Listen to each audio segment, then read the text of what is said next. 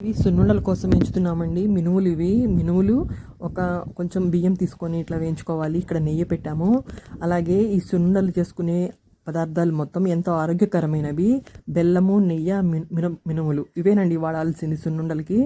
పిల్లలు, పెద్దవాళ్ళు ప్రతి ఒక్కళ్ళు ప్రతిరోజు తీసుకోవాల్సిన ఫుడ్ సున్నుండలు. ఈ సున్నుండలు తీసుకోవటం వల్ల మనకి తక్షణ శక్తి వస్తుంది. అలాగే మినుముల్లో చాలా క్యాలరీస్, అలాగే ప్రోటీన్స్, మినరల్స్ ఉన్నాయి.